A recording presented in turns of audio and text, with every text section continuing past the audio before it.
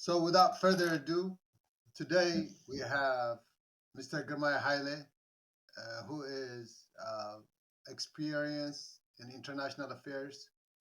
Who, he is a former Tagadalai. Tagadalai, once the Tagadalai, always Tagadalai. He has worked in the United Nations. He has worked in Africa, in different places in Africa. He's currently stationed in Africa, and I'm not going to be able to say a whole lot because I would like him to say a little bit about himself, about his background. He is one of the most informed individuals. Today, we are going to talk about Africa, the geopolitics of the world, the Horn of Africa, Eritrea, the current developments, the U.S. Africa Summit, and a whole lot of issues that we can address. And so, without further ado, Mr. Girmay Haile, welcome to Eritrea channel and then nafasi.com. I do appreciate you coming here to talk to us. And having you here to me is an honor. It's an incredible privilege to be able to hear what you have to say. So, without further ado, welcome. Thank you very much, Aman, and thank you again for the invitation and also for creating this platform really where quite a lot of experience, education, and partnership can be shared. And with that, I am very happy to be here. Just a little bit about myself. Like you said, I did go to join the EPLF in the 1970s, and I was there until independence. And after independence, I joined the Eritrean government, worked in a few places, including Ministry of Education and Tourism. And I was later, I had the opportunity rather to go and to continue my education in the UK, where I did my postgraduate degrees in international relations and strategic studies at the University of Lancaster in the UK, and then came back to Eritrea, or went back to Eritrea. And soon after that, at the onslaught of what people call as Ethiopia-Eritrea border war, which now, as we know, is no more a border war, but it was a proxy war. That was in '98. I joined the UN, and I have been serving the UN until about a year and a half ago, when I took an early retirement and started to focus on issues around Horn of Africa, Southern Africa, and Africa in general, where I have served the majority of my time as a United Nations employee and also an official of the United Nations, where I served as a representative in several countries for the UN agency, UNAIDS. And here I am today. We thought a lot was behind us, but apparently a lot is ahead of us, and all hands on deck. And we need to really get together and try to understand through proper analysis and also appreciation of the reality on the ground in order to be able to shape what would be our immediate and long-term future. So thank you very much for the invitation. You're welcome, and I'm so glad to be here. One of the things that you address a lot of the times when you talk about Pan-Africanism. And can you talk a little bit about Pan-Africanism, what it is, and you have talked a lot about it, and explain it to people what Pan-Africanism is. Well, thank you very much. As you mentioned, that has been my central engagement for quite several years. As I said earlier, because I had served in many, many African countries, both with the United Nations and on my own. But the interesting thing about Pan-Africanism is the non-realization that the Pan-Africanism we have today, or we talk about today, is a political Pan-Africanism that hasn't yet really come down to the ground to achieve its intended objective, and also its vision. When the Pan-African vision was shaped over time by our forefathers who were really fighting the anti-colonial war, the notion of Africa having a Pan-African thinking was a result of what colonialism has done or had done to Africa. in which we try to say that Africa is one and the same, our destiny is intertwined, and that our interests are common and collective. These are the bases that a lot of the Pan-African movement took off on, and it remained a political institution because what preceded was the political consciousness of Pan-Africanism. But soon after that, when the leaders of that Pan-Africanism movement in the early on were one by one wiped out by CIA and European governments, and also over time were overthrown and life took its course. The idea of Pan-Africanism did not grow to the extent that we want or desire it today. This is to say that Pan-Africanism has really lost its centrality of vision because when you talk to different activists today and even some government leaders about the meaning of South Africa's Pan-Africanism, you find quite a lot of varying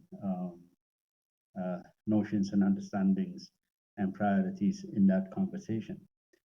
And also, it is a movement that is out there in the open, but has no leader. The core of its leadership was hit hard and also was dispersed by internal African forces in collaboration with the wider colonial and the U.S.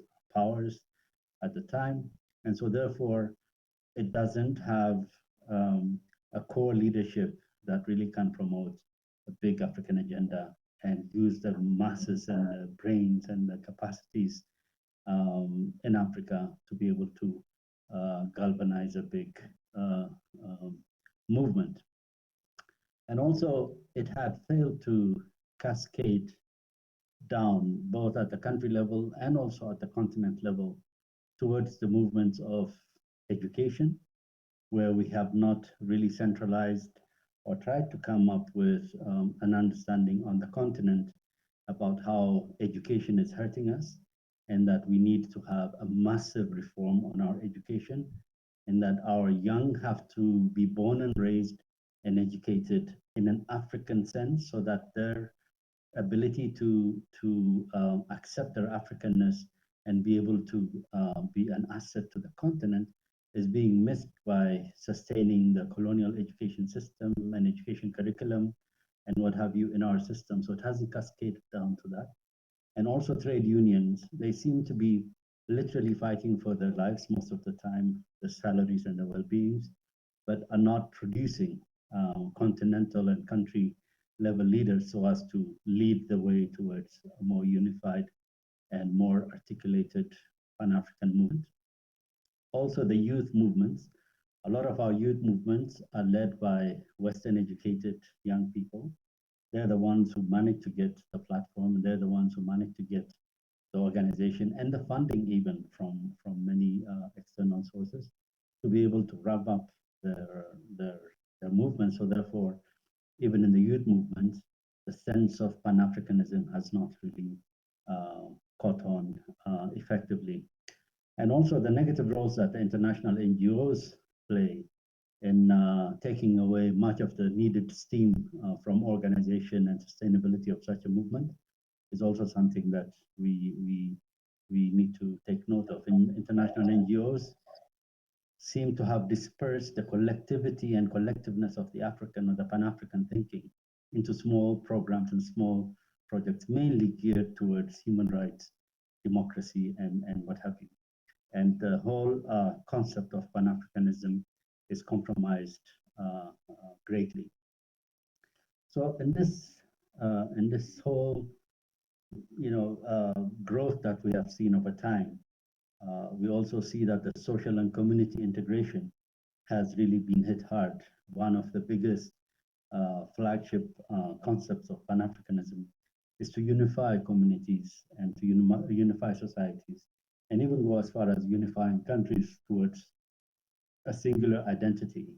But this has not been possible because a lot of our African states promote an ethnic-based politics. And so therefore there's more division among Africans at the community level, at the ground level, at the grassroots level than there ever was before. So this is also another failure of Pan-Africanism in terms of being able to address such strategic issues as the form of politics adopted by countries.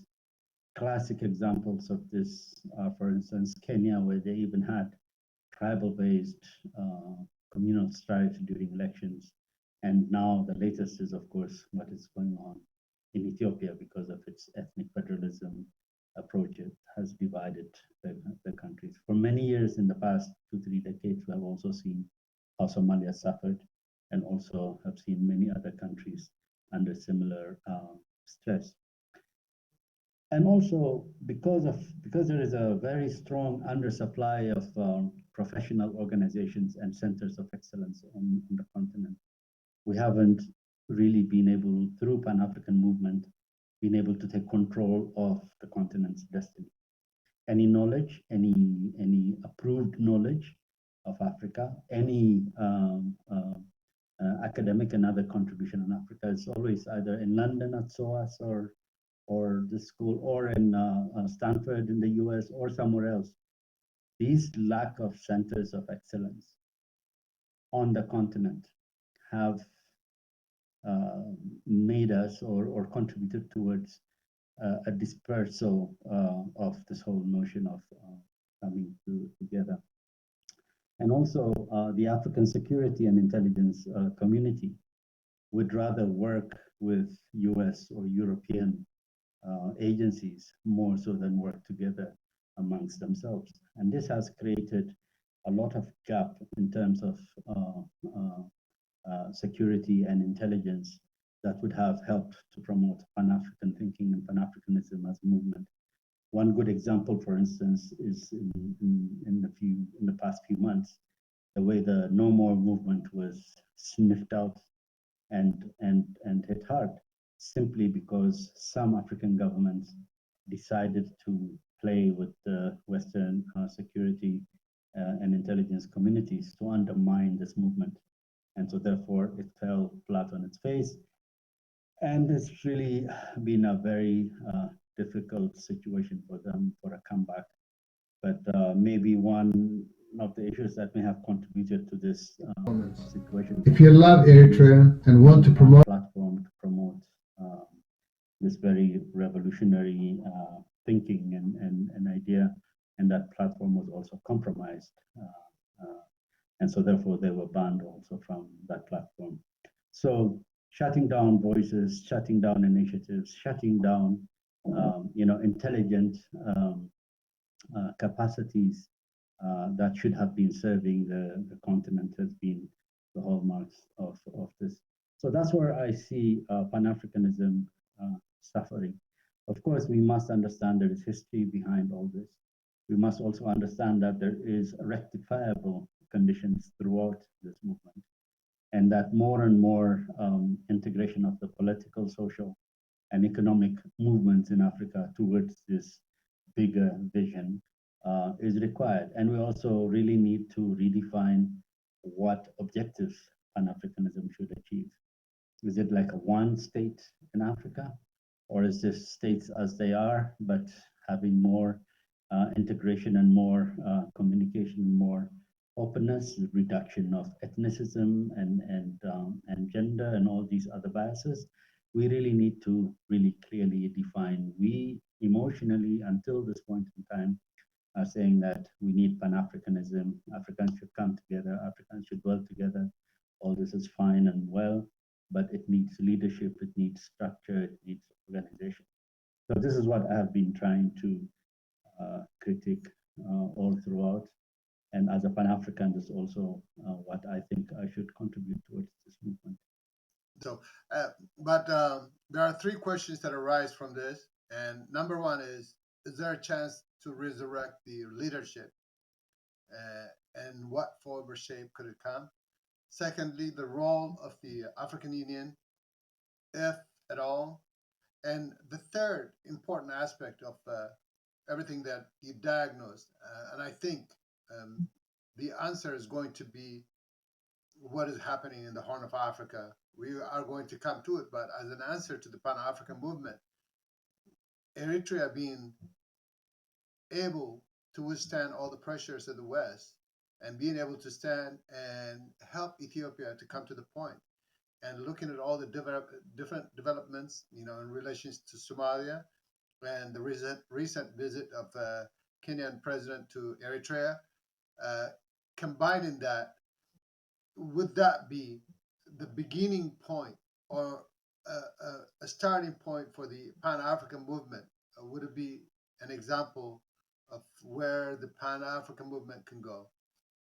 How would you answer that? Well, as long as we think of this as a movement, that makes it quite clear that where it starts to take shape really doesn't matter, because it is an open movement and it is supposed to bring on board all players in the best interests of Africa together. Structurally, like I said, there has to be a landing. Now, you mentioned the African Union. Yes, African Union may be seen by some as a result of Pan-African movement, but actually its inception was to deter the Pan-African movement from achieving its ultimate objective at the time, which is about unifying Africa into one state. And the best way to diffuse that was to come up with this Organization of African Unity, which really was limited to just bringing the Africans to the same table, but not necessarily moving on those more strategic political objectives that were being set at the time. So already it has compromised the Pan-African movement. And second, also, we must always remember that African Union is not a Pan-African leadership structure. African Union is a structure of member states, much like the United Nations, much like the European Union. It's not really a movement. It's not really a result of a revolution, but it is a result of member states coming together, signing a collective charter. And if you have seen up to this point, until recent reforms started to take place within the African Union, it was literally a heads of state summit organization without any teeth on the ground, without any access to leadership, and without any access to accountability and so on the ground. More even worse than that is the fact that this organization was being financed by external sources, also made it extremely vulnerable from achieving whatever Pan-African objectives it may have had. So therefore, that's a highly compromised situation. Unless African countries are the sole contributors in terms of financial and other programs to this organization, it will be a compromised organization and will continue to actually dampen whatever stronger movements that may come out of Africa to bring together the Pan-African movement. You also mentioned maybe Eritrea could set an example to the rest of Africa on how to stand strong against neocolonialism and how to also affirm its independence and the right to choice of its partnership and of its development and also of its sovereignty. Yes, indeed. And if you have noticed, Eritrea has been the #1 victim in Africa. It has never been seen like that anywhere in Africa. That the way Eritrea was being subjected to all sorts of isolation, demonization, and all sorts of blockages and sanctions that it has suffered simply because it towed this line, which an average, well-meaning Pan-Africanist would and should appreciate. That, I think, probably is the next phase for the Eritrean success story in terms of its position in maintaining its independence and non-aligned position across nations. So maybe we can talk more about what Eritrea can do or what Eritrea is doing in more focused discussion. But in terms of the Pan-African movement, this whole no more movement itself was, originated in the Eritrean concept and in the Eritrean struggle and in the Eritrean vision. So therefore, there is a lot of Eritrean element, a lot of this Pan-African movement of late that we have seen, and also the potential for future support to such a movement. The Horn of Africa has been the hotbed for international focus, Eritrea being in the center of it. There are two questions that arise from it. First, now the focus of the major international actors, the superpowers, is in the Horn of Africa. And compare that to West Africa, Southern and Northern African countries, you would probably conclude the Horn of Africa is the hotbed of the world right now. Can you talk a little bit about that? Is it Eritrea specific or is it regional? Yeah, well, that's a good question. Let's look at the bigger picture of Africa just in one or two sentences first, and then let's narrow down on your question as to why the Horn of Africa is the hotbed of all crisis at the moment. Okay, Africa generally serves as a reserve of the big economies. So therefore, there has been successively over the past years or the past decades, all sorts of conspiracies applied onto the continent so as to keep the continent constantly underdeveloped and also the main source of natural resources instead of processed products. So that is always there, and no part of Africa is any less important than the other when it comes to that. So that is a continent full of strategic importance. But when you look at the level of crisis that has been observed over the continent, Horn of Africa seems to be the hotbed for that. That is very true. Why is the question you're asking? I personally believe that the beginning and end of neocolonialism is in the Horn of Africa. Throughout the Cold War, that was after decolonization, that was the region that was constantly under turmoil, and now also that is constantly under turmoil. And if the clutches and the grips of neocolonialism ever have to loosen, maybe even end, it will start in the Horn of Africa. Why? To begin with, this is the most strategic marine corridor in the continent. The global marine trade that passes through the Bab el-Mandeb and Suez Canal makes this region one of the three top players in global marine economy. So therefore, this place is highly, highly important, and whatever means applicable, they will in terms of controlling the region or having a stronger say in the region. So that will and can and without question keep this region constantly under threat. And the second thing is direct and unhindered access to this corridor by African countries will benefit African economy much more so than any other access that is available to the continent. It could be marine access through the southern tip of the continent. It could be air access through various interventions, but nothing will match the level of access that will benefit Africa when it has unfettered access to this main corridor. Horn of Africa countries can develop exponentially and could even become independent of other economies should this access be open and unchallenged, and they have full control over it. And Africa will affirm its potential and competitiveness if it uses these access without external intervention. So, as many people think this is about Wayane, this is or the TPLF, or this is about what? No.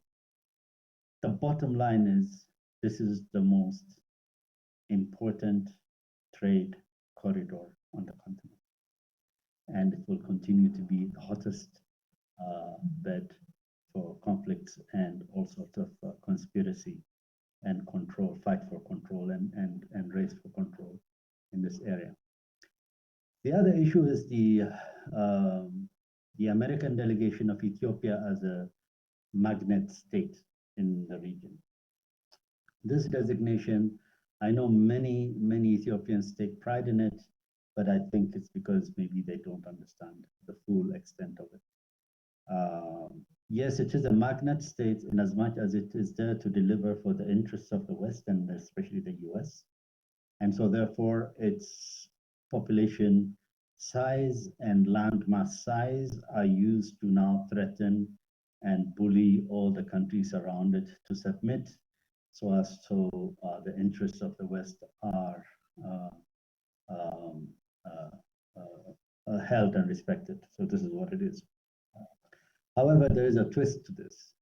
The minute Ethiopians realize that serving that interest is not really helping them achieve peace, even internally, and the minute they start to now understand that their interests are allied and similar to the interests of the countries around them.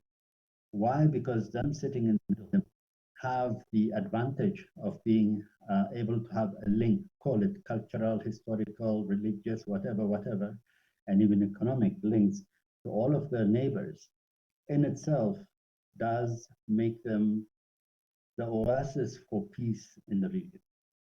And this is what now will give them peace. The minute they start to think that they need to work together, they need to collaborate, they need to bring peace with all their neighbors for them to be able to grow, that is when now that notion of magnet state is replaced by this prompting state in the region in which development and wealth creation and peace and stability is established.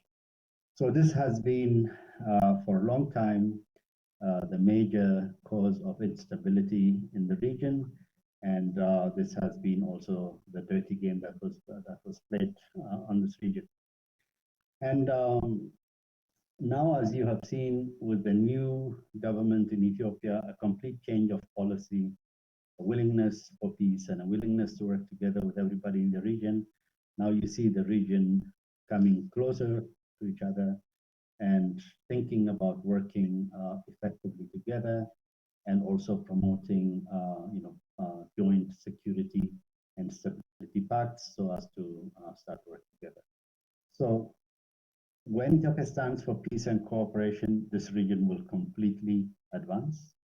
But when it starts to become the source to be used by external interests to promote their interest, then it becomes a problematic area.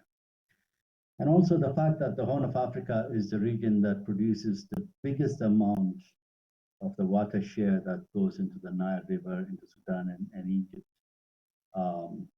It remains a hotbed for contests. If you have seen the situation that is going on between Ethiopia and Egypt, I personally don't believe it's a problem between Ethiopia and Egypt, but it is a problem of this unfinished colonial treaty that never brought everybody onto the same understanding for use and collective responsibility towards each other, and so on. So therefore, that in itself, there has been much talk about water war, coming out of this misunderstanding. There has been a lot of pushing, especially Egypt, to sabotage Sudan, sabotage Ethiopia, even sabotage the Eritrean movement. If you remember, when Eritrea One, its independence war. Egypt was very reluctant to acknowledge Eritrean right to self-determination. So all this adds up into this situation in which this area can also become a very chaotic area because of this interest. However, the one reality that is important for all to notice is all the countries along the White Nile, Abai, and also the Blue Nile cannot sustain a strategic level war between themselves if they want to go to war over this water. None of them.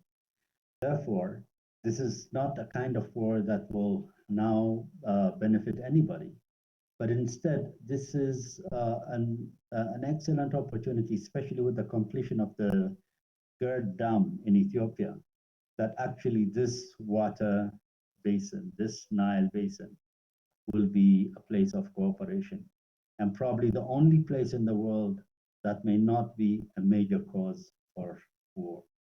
So that potential is there. So therefore, to ensure that that potential doesn't come about, all other international players would like to use that opportunity to continue the crisis in this region so that all the Red Sea-based countries do not get along with each other, and that Ethiopia doesn't get along with all of them, and that others splinter like Somalia and so on to go another way because they're also part of the bigger water body that matters in this region. And so therefore, creating a cocktail of confusion and conflict is to keep them at bay. But I personally believe once this Gerd Dam is completed, both countries and all countries along the Nile will start to realize that actually this is to the benefit of everybody and that we can work together on it. And I think by moving in that direction, we are also uh, hitting hard on all the strategic issues or points that were being used to keep us busy fighting each other. The first source of conflict in this area was the conflict between Ethiopia and Eritrea. That went away without their control and their blessing, so they're really unhappy with that. And second, the conflict between Ethiopia and Somalia, that also went, and they're not very happy with it. And now, as you mentioned earlier, with Kenya now coming back into this region's political importance, now the conflict between Kenya and Somalia is also going to find its way out of the window. And the conflict between North and South Sudan, now there are two states. That also is about, turning its face towards a more agreeable collaboration. So we are building using alternative platform as to the regular ones that that the international community so-called uses in bringing peace. And these initiatives that Eritrea is leading in many, and Eritrea is working on, are those initiatives that were required for this region to find itself, to find its core, and to also be able to understand that there is actually no reason for conflict amongst ourselves as we are, as the state stand, as it is now, that there is no strategic level interest that will lead us into conflict. There is no past or present history that should take us into conflict. And so therefore our option for cooperation is there. And I think this is what is happening. So with these directions coming out, the external forces are not happy. So they are really, really trying their best to keep this this region under threat. Okay. Okay, you touched upon the Horn of Africa, the Red Sea being the gateway of the world. The Red Sea connects the Mediterranean Sea with the Asia, or the Asian countries, with the European countries. Without the Red Sea, the international connection basically disappears. Now we add to it the Indian Ocean, Kenya being an access to about 7 different African countries that are landlocked that use the ports of Kenya. So that I can understand and see why the region is a hotbed, because it is going to be a center of trade. There's going to be a population boom. The manufacturing basis of those countries is going to be uh, really huge, and the competition for the resources is there. China is heavily invested in that region, and I would like you to talk a little bit about that, and also the the current developments in Ethiopia with the Biden administration since the Obama administration. I'm sorry, since the Trump administration, the Biden administration came and tried to change the peace agreement between Eritrea and Ethiopia. They want to go back to making Ethiopia fight against Eritrea to destabilize Eritrea and the region as a whole. And how do you see the conflict in Ethiopia? And how do you think that's going to be able to change? What does it mean to the geopolitical developments of the region? Can you talk a little bit about that? Yeah, you realize, I hope that you asked many questions. So let's try to go over them one by one. The first thing you mentioned was the situation as it is now, especially in this Horn of Africa, and also the inclusion of Kenya into this Horn of Africa talks with that connected coastal access to African markets. For a long time, the Kenyan port has been one of the major marine corridors for the continent. As you know, through that access, countries such as Uganda, South Sudan, to a certain extent also Rwanda and DRC have benefited from that corridor. But just immediately next door, just a few miles down south, is also the Tanzanian port of Dar es Salaam. And that also has been opening a lot of access to landlocked countries, Malawi, Zambia, again, part of Burundi and Rwanda, and also even as far south as Zimbabwe. And then if you go further down along that coast, then you come to the Beira port, Mozambique. So that whole line of East African coast has been providing a lot of access to landlocked states within Africa. However, in comparison now, both in terms of coastal size and also strategic location, these ports that we've just been talking about do not have that level of importance as those along the Gulf of Aden and Red Sea coast have.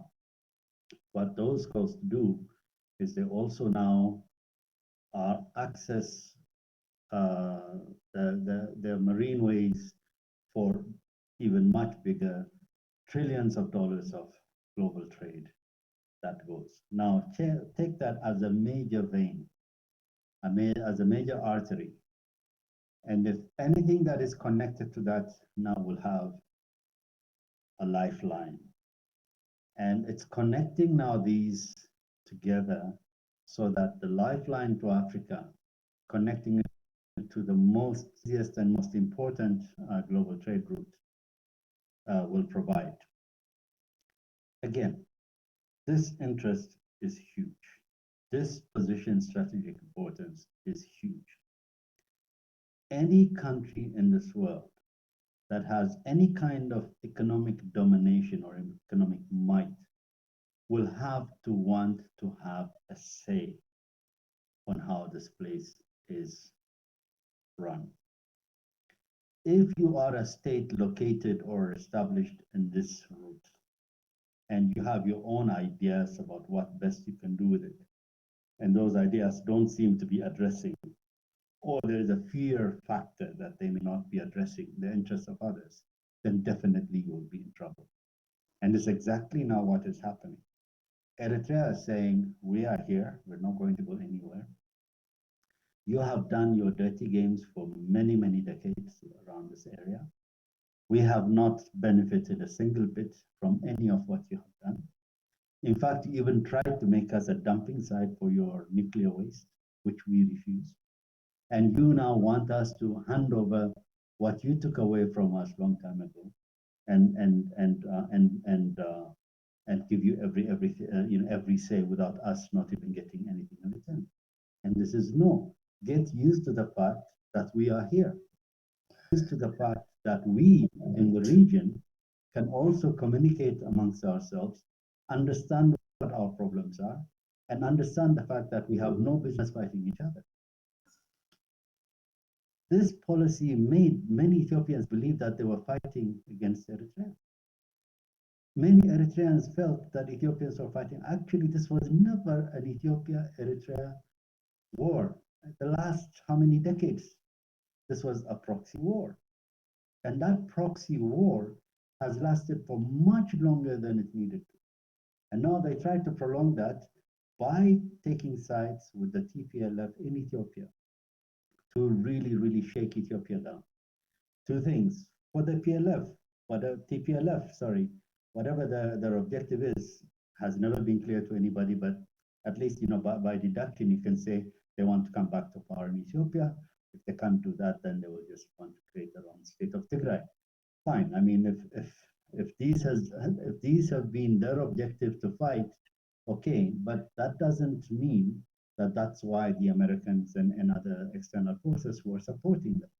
Others were not supporting them because they can create a state or they can lead Ethiopia again, but they just wanted them to have the capacity to create complete chaos in this region that, whether they deny it or accept it, will create problem around the entire region and keep these countries in the region bogged down with this war so that they don't progress towards assuming and asserting their responsibility and authority and role in these places. So Eritrea's message is quite clear.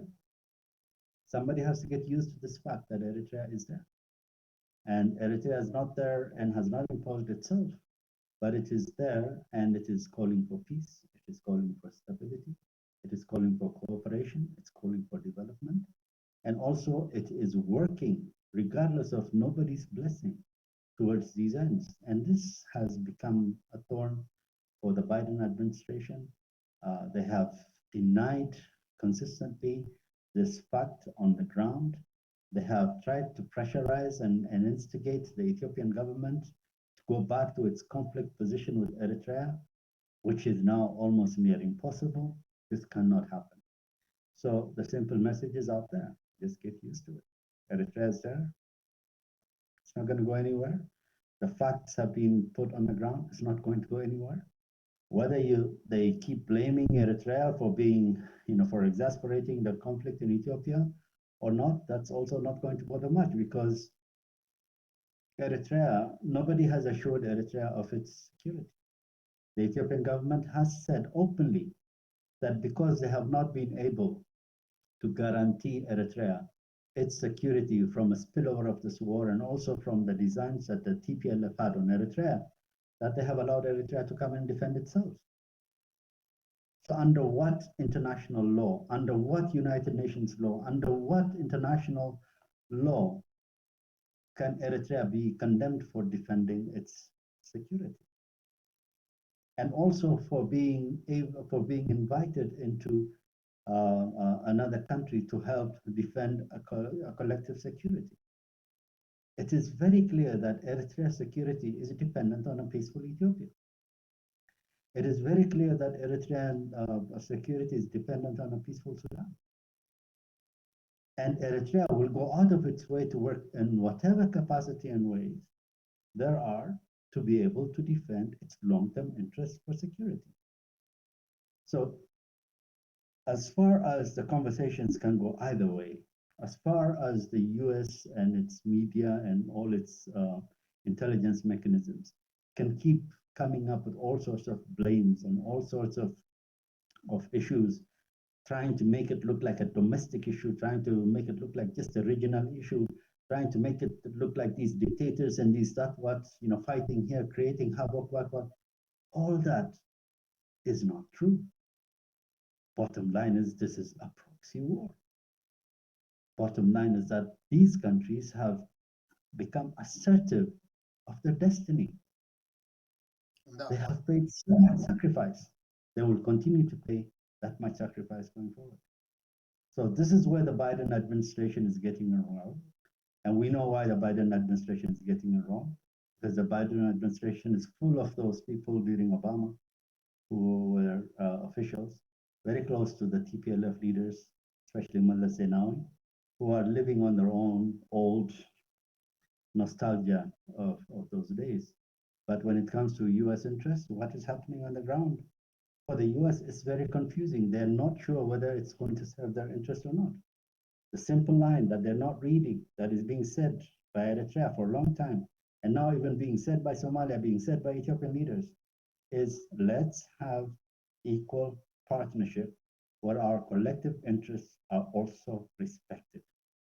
That line, the American administration is not reading. If they read that, then they can achieve their objective through peaceful means as long as it is on equal partnership. Who doesn't want peace? Tell me. If peace means that the Russians can come, the Chinese can come, the Americans can come, and every Jack and Harry can come, pass through this line peacefully, secure trade peacefully, and that we all benefit, who would not want that? Eritrea doesn't have a position that says that the US is its perpetual enemy, but the US has a position that Eritrea is its enemy.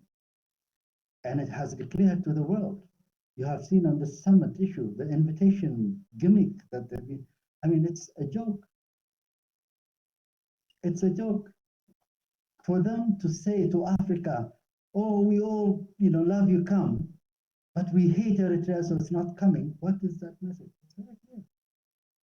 And Africans are taking note. Already, as you and I speak right now, several African countries are already sending a message saying that they will not be able to attend, including the South African president. And I hope we'll talk about that separately. But when you look at all these things, together, this is what you find is what is happening in this region.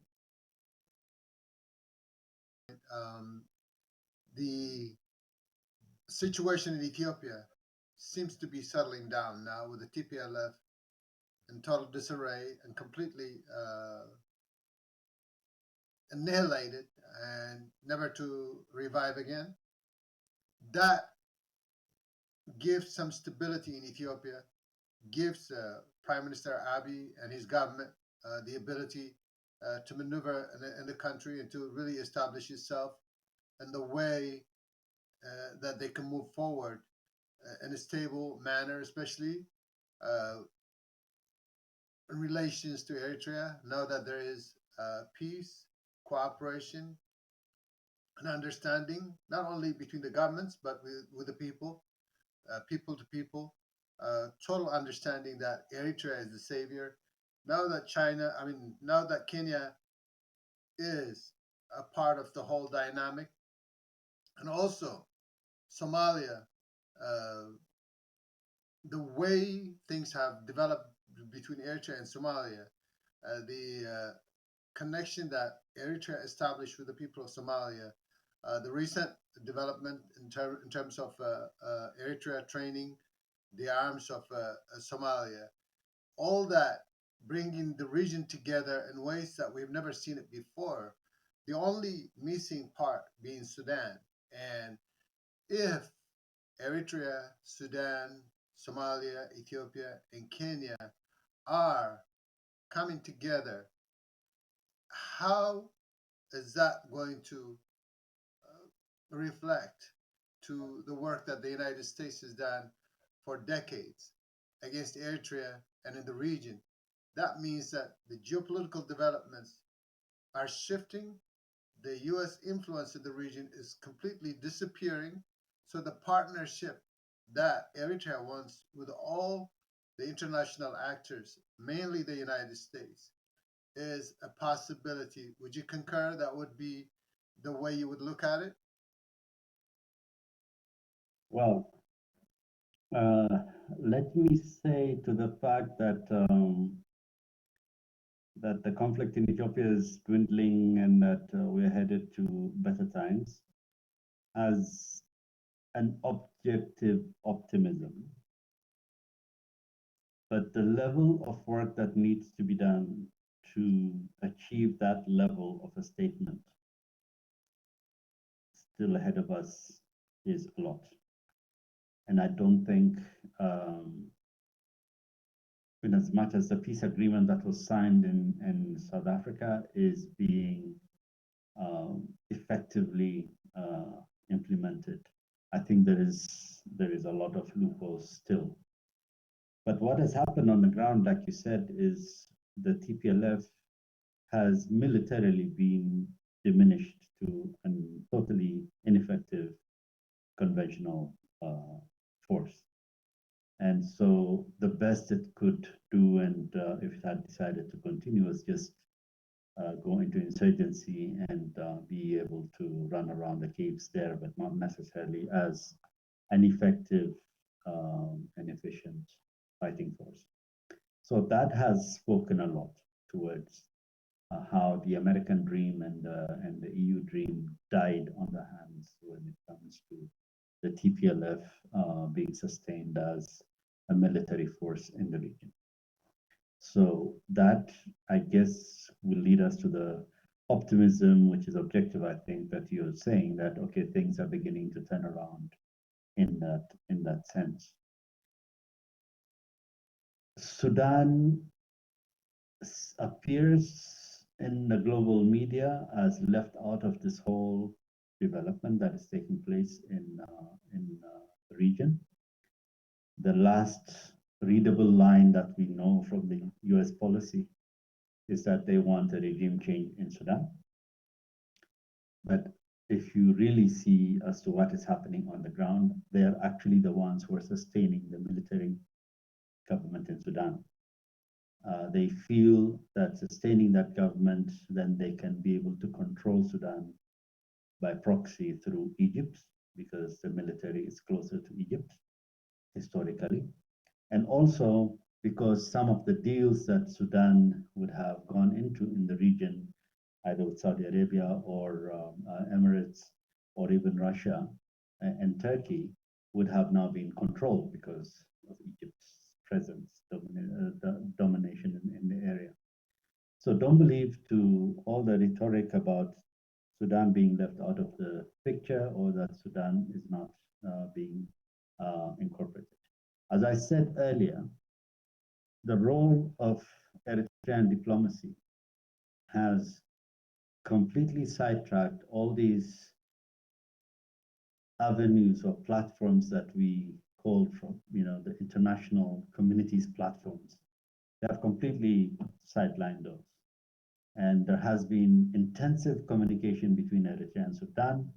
And as a result, you see now the normalization of relations between Sudan and Ethiopia. That's an Eritrean work, not drummed up, not taken to the podium, not having any of these major big papers, Western papers or mainstream media writing about it, not written in kind words by all these CIA experts that we hear all the time talking about this region. Yes, that drum was not beaten for that, and I don't think Eritrean style of diplomacy is always seeking the limelight and these platforms. So there has been intensive work, and successfully also. First of all, improving and normalizing and enhancing trade between Eritrea and Sudan, and also stopping the Sudan attack around Eritrean borders, and also now opening a new avenue for Ethiopia and Sudan to start to communicate. There has also been similar activity in relation to creating some sort of a link open between Egypt and Ethiopia as well. As you have seen recently, the Prime Minister of Ethiopia did travel to Egypt for the COP 27 meeting. And there they had a bilateral meeting also. So a lot of background work was also done there. And as you know, Eritrea is also promoting a lot of regional cooperation. And with Somalia, as you have seen, it's training its entire army, Air Force, and Navy. And so therefore, that contribution towards the national development of Somalia is a critical link that will bring collective security to the region as a bloc. And now the fact that Kenya and Somalia are also not really having the best of relations, work has also been going on to mediate between the two and try to bring some level of collaboration.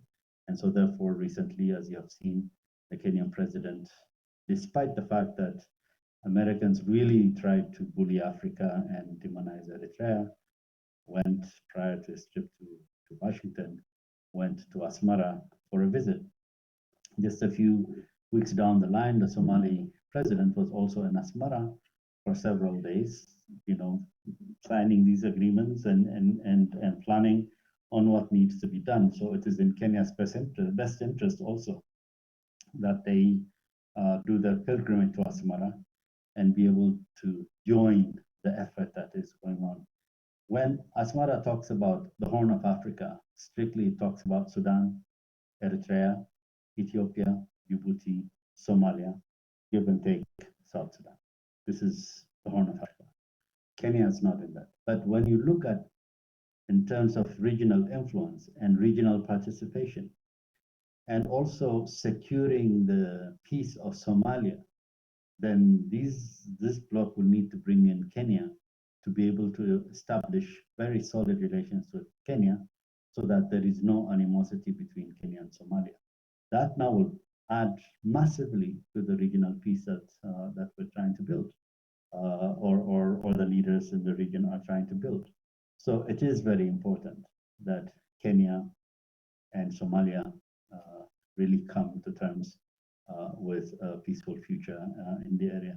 In the meantime, also for Kenya to step up its regional economic integration with the region, and also, the bilateral agreements, which I will probably list later when we talk about, other aspects of the U.S. policy on the region.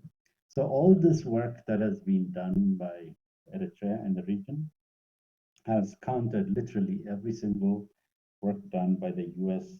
and its policy around this region for the last 70, 80 years. It has completely undone almost a lot of it. Now these nations are beginning to understand and also stand for their interests as well. So this is a very strong message, and that's what I was saying earlier.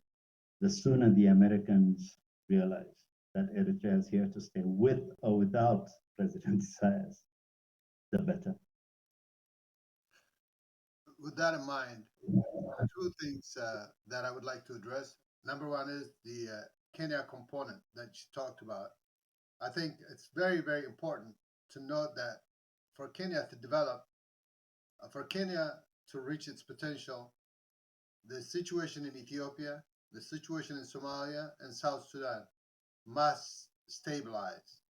Without that, Kenya is not going to be viable, because instability in Ethiopia and the borders of Kenya could affect the development of Kenya. That's one aspect of it. The second aspect that I would like to talk about is the people-to-people connection. With the Somali army being trained in Eritrea, the reaction by the Somali people towards Eritrea has been incredible. Thank you, Eritrea, is the predominant statement that comes from everywhere. And at the same time, when you look at the Ethiopian people, relative to what the TPLF was doing to them, without Eritrea, Ethiopia would have been in existential danger, because the TPLF was leading Ethiopia towards the disaster.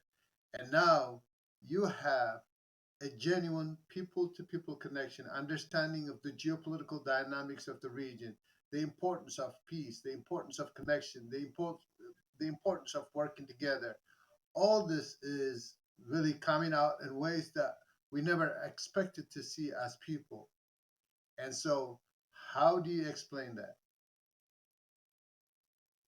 Well, you see, to a certain extent, and in most of our history in the past, it has always been the leaders that have been coming up with false history, with wrong alliances, and also, failing to prioritize their nation's interests. And Kenya, for a long time, has been a sleeping giant. What I mean by that, Kenya has the most advanced economy in this part of Africa for a long time. In Southern Africa, you can say South Africa had that after Zimbabwe came down, went down. South Africa had that. But South Africa created the SADC, and they brought the economies of these countries under SADC together. They developed common standards. They developed investment opportunities, and they shared their economic might to help also to support also these other SADC countries to come to power in as much as possible. And they did a lot of work. But Kenya, despite its economic prowess, never really played a key role in these areas that you mentioned, especially its bordering countries. Its focus has always been the East African community, and by history, the East African community has always been beneficial to Kenya. And Kenya was the net beneficiary of that cooperation. And even the recent East African economic grouping has also been benefiting Kenya in as much, except this time, of course, with more parity, with Uganda and Tanzania, especially, they're demanding, and Rwanda joining later. So Kenyans have begun to learn this time that actually not only benefiting their economy, but also by playing a role in the growth and development of these other economies, that they too also will do better. And I think this understanding is beginning to come. But there hasn't been any major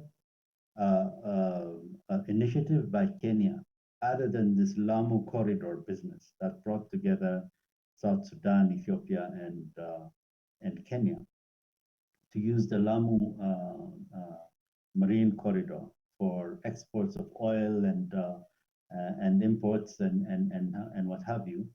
There hasn't been any other major involvement until recent. Now, the Kenyan telecom, Safaricom, has now a huge investment in Ethiopia that has now linked Kenya to Ethiopia. When the Americans recently tried to use Kenya to twist the Ethiopian government to accept the pressure, the Kenyan government pushed back for the first time in its history. It has never pushed back on any of the major Western desires and requests, but they did this time because they realized if they see Ethiopia collapsing, then it is their huge business there that is also going to be affected. So these kinds of interests and interlinkages have to be established. And the Lamu Corridor project for them is also a major one because that also includes southern Ethiopia as well, and South Sudan as well. So what happens in Somalia, in Ethiopia, and in South Sudan must be of major interest to Kenya.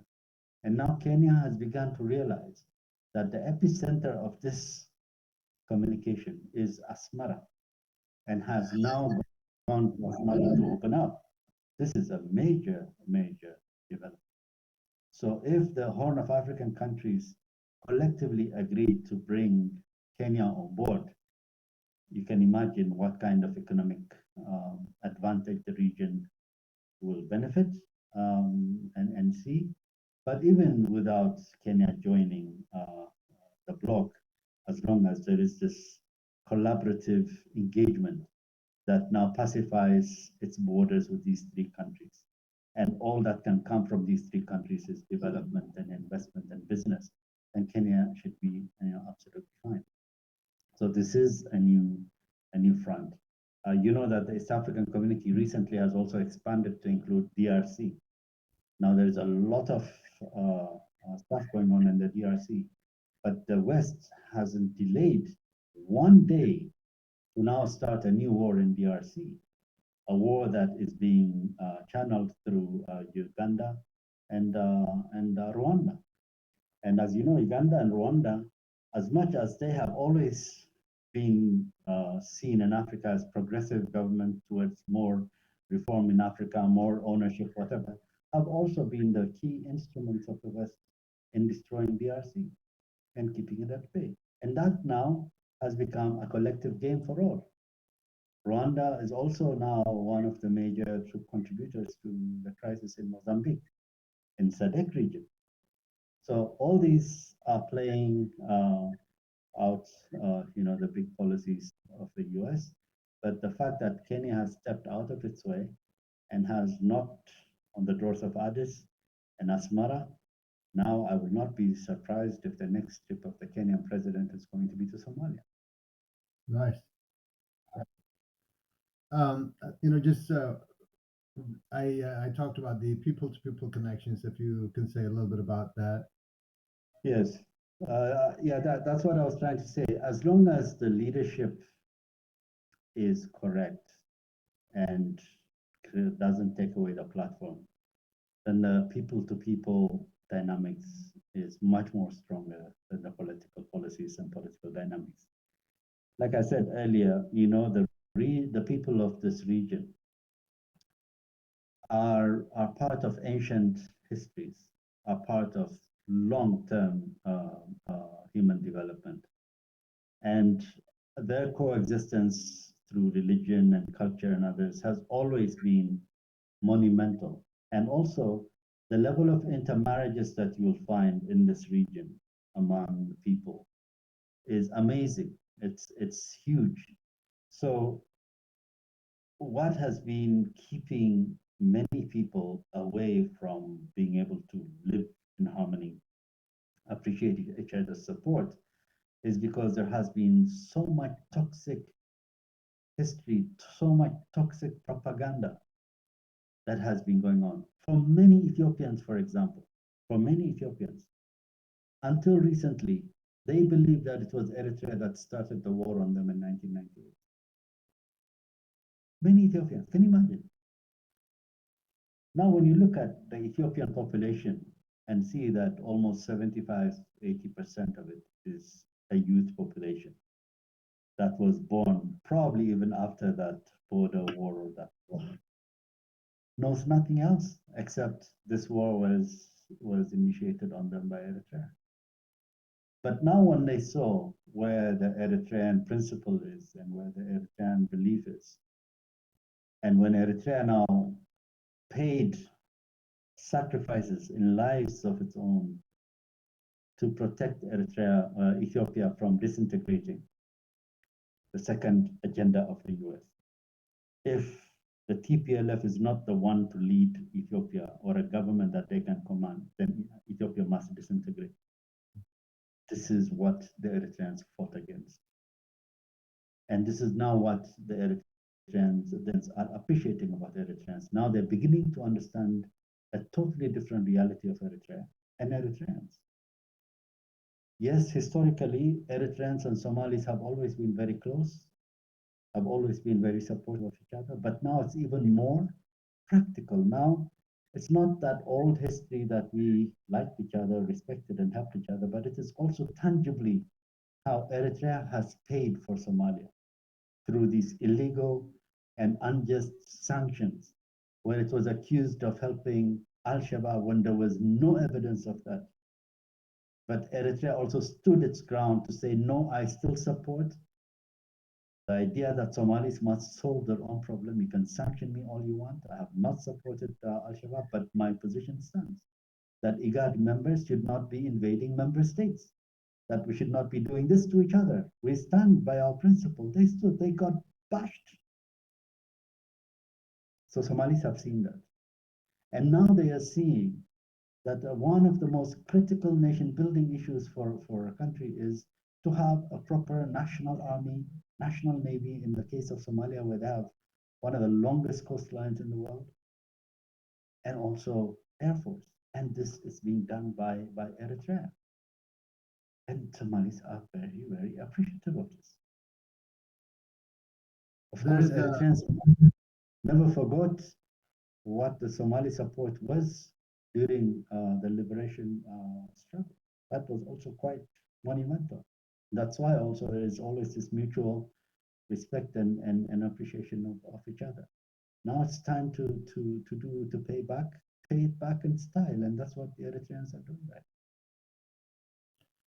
That's incredible. I think this part of our conversation was about some of the regional aspects. I would like to talk a little bit about what the United States is doing, especially in relation to the U.S. Africa Leaders Summit. And I would like to go back, address some of the things that you talked about earlier about Rwanda and Uganda and how they're playing the negative role in the Congo, in Central Africa, and as far as Mozambique, as you expressed it. Um, that in the background, with that in the background, now you have the United States focusing on Africa, conducting the U.S. Africa Leaders Summit. Can you see the role of the United States moving forward in a positive light, changing from what uh, they have been doing over the years? Or is this going to be a continuation, just a facade? So, how do you see the U.S. Africa Leaders Summit, and how do you see that manifesting in Africa, and how is that going to benefit Africa or hurt Africa? Can you talk a little bit about that, please? Okay, so basically, let's talk about the summit, right? That's what it is. In my view, the US Africa Summit is a new and very badly driven act in town. That's how I see it. Why? Because the Americans are trying to make it fashionable, make it look good, but it lacks agenda, it lacks equal partnership and long-term commitment. They only talk about, oh, we're ready to spend so much money in Africa. We know when they say that, in the end of the day, they will spend it in 5, 6 countries, and the majority of it will be on defense. We know that. So it lacks agenda. And there's also this, it's also this kind of new arrangement that is made on old formats of carrot and stick approach. There isn't any declared shift of policy, declared shift of position, and integration of local, or that is African and US interests, where the key issues of common interest are described clearly. Nobody has a very clear agenda or idea going to this meeting. They have seen the Chinese having this kind of meeting, so therefore they also want to have this kind of meeting with Africa. The real driver behind all this is the competition with China, not necessarily the role of Africa in this, and not necessarily the African dynamics as it stands. But still, they think of Africa as a playground of their interest, as a battleground for their interest. They have never really come up with any definitive and convincing statement that things are going to change and change for good. However, many African countries, many leaders in Africa that I've spoken to on this summit, all tell me, unless we're going to be pleasantly surprised when we go there, and unless we're going to really feel that there is this real earnest desire for competitiveness with China by promoting African interests, I think this is just going to be another shopping trip. This is what many of them say. It is already, it's already a highly politicized meeting before it began, especially now when they start to talk about why they have not invited Eritrea. It's a very interesting thing. I mean, you've never heard the Chinese debating about who they have invited and who they have not invited. The Chinese have sent an open invitation to everybody. And whoever came, went. Whoever couldn't go, didn't go. And there was no fuss about that. So why was it necessary to now politicize matter of invitation? Is it like a name and shame thing, or is it break up the unity of Africans maybe, or is it what? But in real terms, for instance, the very fact that they came out with the real reason of as to why they have not invited Eritrea is also very interesting, because it also shames them. They said they're not inviting Eritrea because they have trained diplomatic routes. Diplomatic relation is not a one-way game. Diplomatic relations is with two takes two to tango. So if there is a bad diplomatic relations, it's not the mistake of only one side. You also have to be there to correct it, to improve it. So if they have strained diplomatic relations that they can openly and publicly claim that they have, then it is also admitting that they're also in the wrong themselves. But anyway, as far as the summit is concerned, it is quite clear to many that I have spoken to that there is no continental agreement with U.S. that will work if it openly excludes Eritrea. Why? As I said earlier, because this region of the Horn of Africa is the biggest hotbed of conflict over U.S. interests, not because of local interests, but of U.S. interests. And if it is being challenged left and right in this most critical place, then Africa is beginning to understand that actually, if there is any attempt of exclusion of that region, then no continental agreement will work. It's not only the Eritrea factor, but also it's try to even see what they tried to do to Ethiopia. They are trying, Washington is trying to send an invitation to one leader of Ethiopia and not to the other leader. They're trying to create a rift between the president and the prime minister as to who goes to Washington, as if that's like life and death. Why are they even going there? They know that if Abiy or President Isaias go to this meeting, that they will be very much embarrassed. They know that. But worse still is an invitation sent to President Isaias and to Abiy and being rejected. And if worse still is that the Eritrean president will just literally ignore them and not even respond. So there are these levels of situations that they have created. So it just tells you that they're just simply a novice in this arena of working together in partnership. They don't know how to do that. So for them, this is a matter of show. This is a matter of politicization. This is a matter of trying to show their diminishing and declining power over the world. I think it may even be the last call, really, to ever happen. I don't think this will ever continue. And to my understanding, there's a lot of surprises awaiting them at the summit by some of the African leaders as to what they're going to say and how they're going to engage. So that in itself is an untouched point of conversation with many, because they have kept the media alive on whether Eritrea is going to be invited or not. They have literally hijacked all content-based conversation. And if you have seen also in the agenda, they said, oh, they're going to have a lot of platform for civil society organizations. They're going to have platform for this and that. I mean, if you're going to have a summit with leaders of members of states in Africa, then why are all these others coming onto the agenda? Because they've been recruiting these NGOs, they've been recruiting these local NGOs, local activists that we have in Africa, gender, human rights, what activists.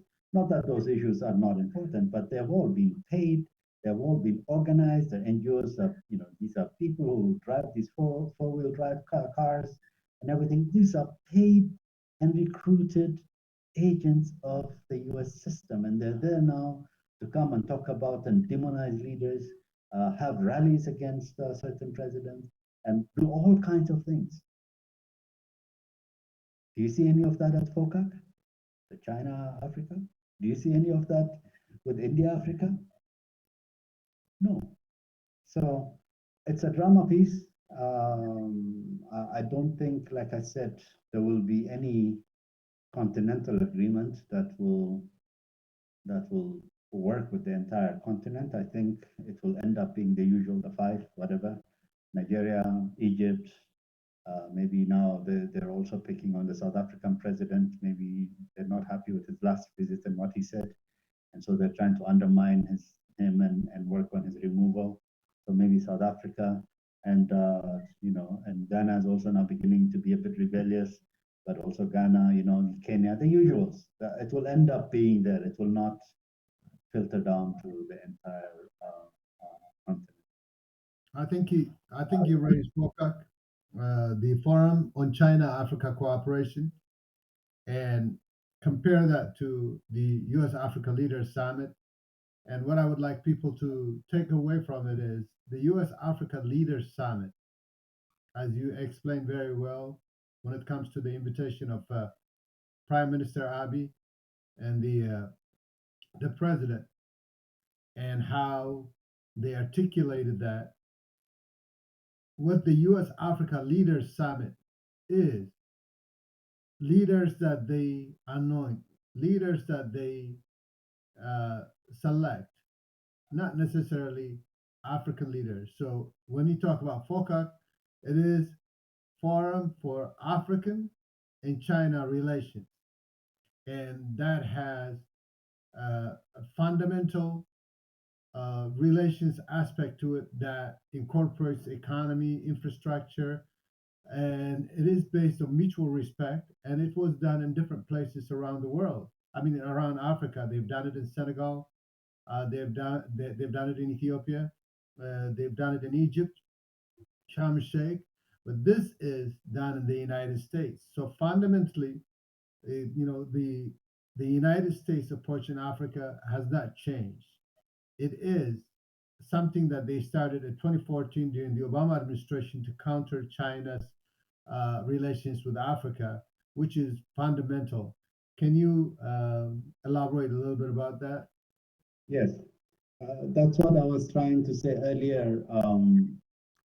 The FOCAC, for instance, is the entire premise is built on equal partnership.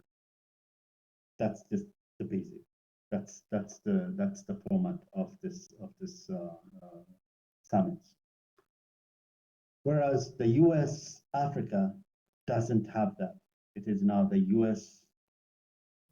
wanting to invest in Africa, so it's all about the U.S. Nothing about the African states. Nothing about equal partnership. Like I said, it's a new game with old strategies. So it's not going. It's very different.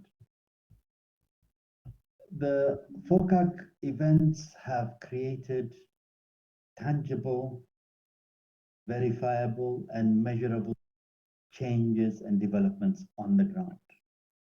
So we talk about Chinese involvement in Africa. These are all that have been generated and discussed and promoted during these FOCAC meetings, most of them.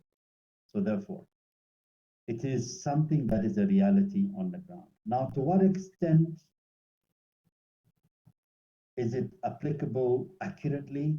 It varies from project to project, from country to country, because it also requires, like I said, that other half of the tango, the local government, because there are some governments that have very serious corruption issues. There are governments that really are not into quality, and there are governments that really want good work and money, value for money, and all kinds of things. So it varies, but that is a fact in life and even in the governance of each of those countries. But in as much as what FOCAC has been able to bring tangibly to the ground, these are very, very clear. And then the mysterious COVID-19. I mean, okay, before that, let me relate to that COVID. Ever since this China-Africa relationship started to take shape with injected resources with equal partnership, with also very clearly stated vision of the Belt and Road Initiative of China and how it can benefit each economy in Africa. Over the past 10 years, African economy has started to show exponential growth. So this was a fact on the ground.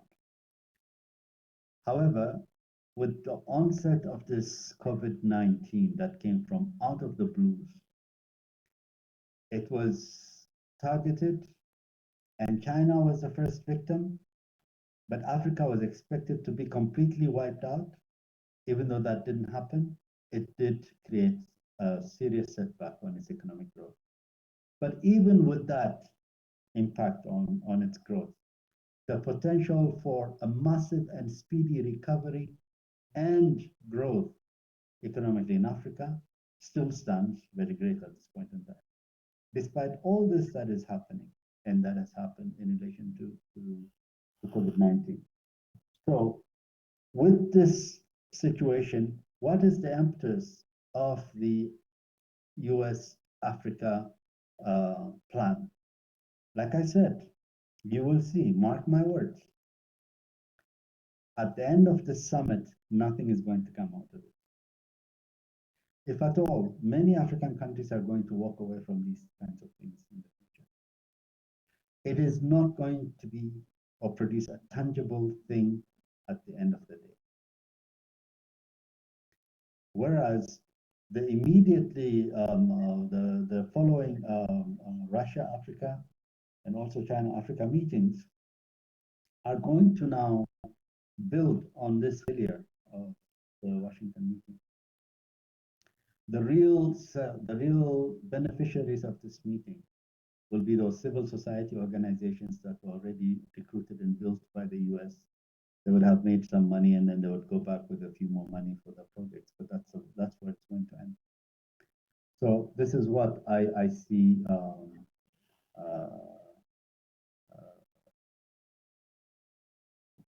2 points that I could take away from.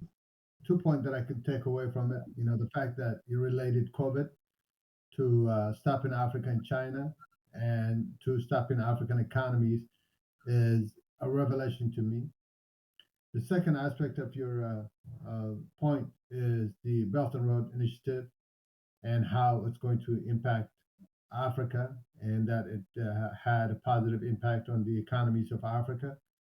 But most importantly, what a lot of people don't understand or want to know about is how the BRI, the Belt and Road Initiative, China's Belt and Road Initiative, how that's going to impact Eritrea specifically, and also our region.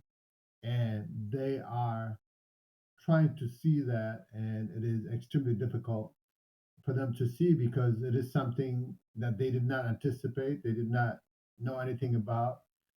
It is just coming to light now for a lot of people in our region. Can you say a little bit about that? Yeah, well, because of the absence of political weaponization and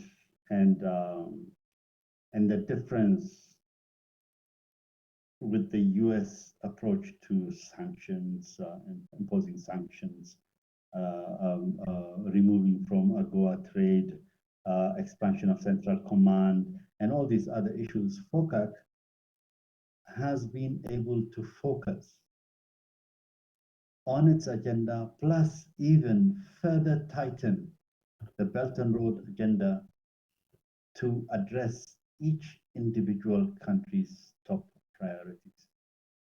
Many people don't realize that Eritrea had signed a separate agreement with China over the Belt and Road Initiative, a very unique one.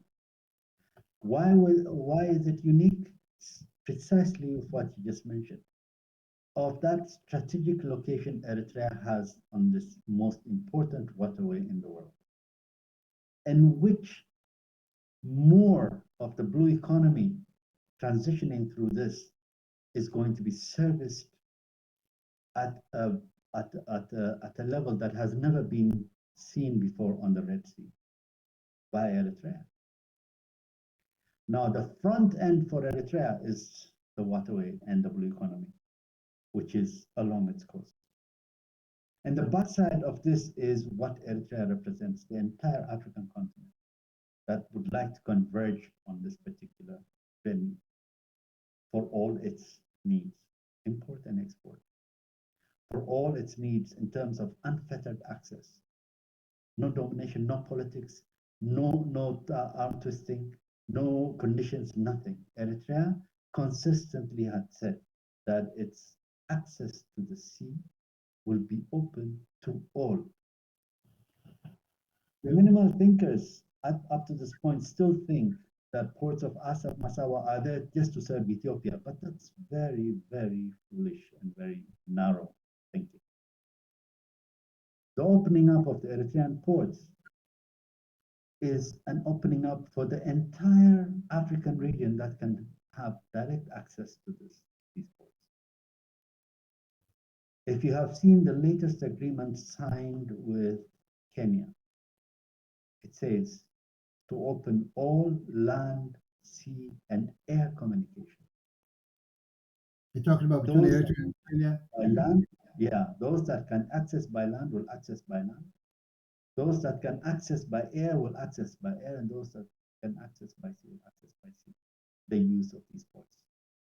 These ports will be used by all African countries, means that Chad can go there and have a warehouse for Chad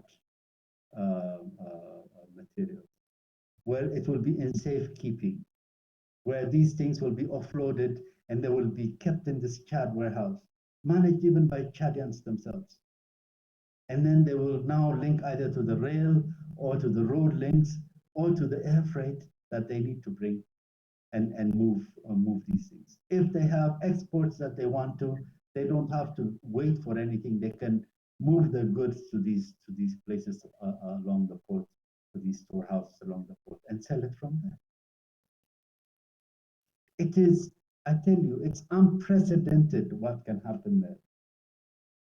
And Eritrea has, with such vision, sat down with China, told them no bullying here, no arm twisting here, no pushing back here, none of these things, but this is what we can do.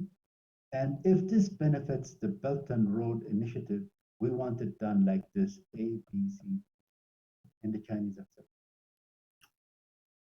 So this is where, for instance, the practicality of both the Belt and Road Initiative and also the FOCAC Forum has brought the Africans. They are dealing on equal partnership basis. They are now beginning even to have better awareness of what they can do best with their national resources, both material resources as well as human resources. It's a complete eye-opener. It's a change. Whenever there is equal partnership, it also allows you to further get to understand yourself better and be able to do things better and be able to use the best of what you have. It is an enlightenment for national development. It is an enlightenment for nation building. It is an enlightenment in trade. You have highly advanced, very forward-looking things. I would not be surprised if in the next 20 to 30 years, Eritrea has completely been transformed into a Dubai-like place. It's highly possible, and I think that's where they're going.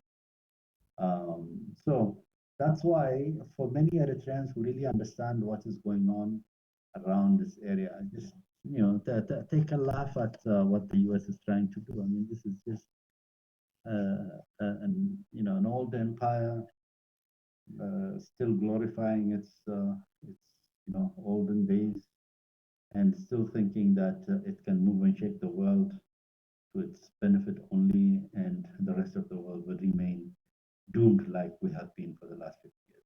Those days are gone. With that point in mind, you're basically concluding that there's absolutely nothing to do to tame, that they can do to tame the development and the progress that Eritrea has been pursuing for decades? And secondly, you could conclude that Eritrea's vision, Eritrea's approach, way of thinking, and handling its matter has been vindicated. Would you conclude that? Yes, I would very much conclude that I think the days are gone for the U.S., let alone to dictate Eritrea, but even I think to dictate the continent. Um, Eritrea stands to benefit from not being invited to the summits, simply because, first, it allows it not to be committed to it. One. Second is it allows it to move on its um, uh, road that it has initiated, and also it will also, bring out that Eritrea is really vindicated by following the policies that it has been following. I mean, for many, it's still a puzzle, but for also many, it's quite clear that the reason Eritrea has stood this ground is because ever since its inception, there has been more forces that have been working against it. So therefore, it has gotten used to having to do what it needs to do for itself by itself, and also to seek equal partnership with any other external partner that will be affecting its interest and its priority. So I think Eritrea is on the right track. I wouldn't be surprised if all sorts of other more demonic things start to be thrown its way. I think it has built the shoulder to fend off these as usual. It might also delay one or two things, but what is now is happening and where we are at right now in this point of history, I think Eritrea now has finally reached that point of no return. I think it's just going to be completely different, and all the opportunities that have been missed in the past are going to reschedule themselves. And I think we have more to do than we ever did in the past to be able to embrace what is there for the future. Well, I really do thank you for taking the time to explain everything. I know it's very late for you. Uh, in the end, I definitely would like to continue this conversation some other time, and even regularly if we can, because it's extremely important. This is the kind of conversation that the the people of Eritrea and the region's communities have not been able to have because of different reasons. But now, because of technology and the understanding the situation, I think we could do this more and more. And I thank you for taking the time to talk to me. So at the end, is there anything that you would like to say in conclusion to what we talked about tonight? Well, Aman, thank you very much also for having me to discuss this.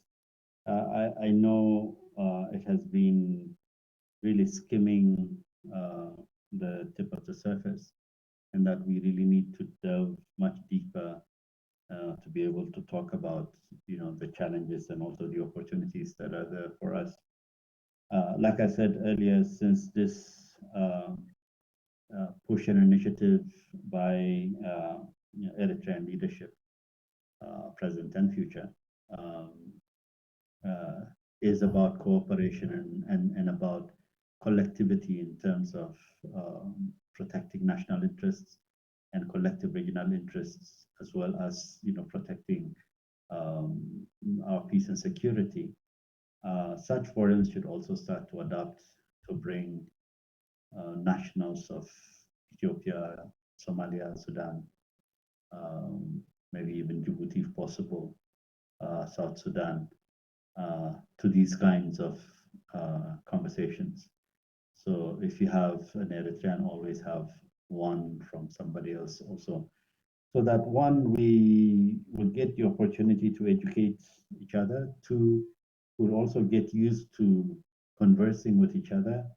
And three, we will also be able to shape a narrative that goes into the future and will allow our children and our next generations to live in peace together, and that the war language has to die on our hands.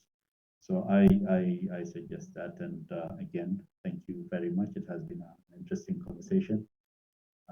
Good questions, and I appreciate it. Thank you. Thank you.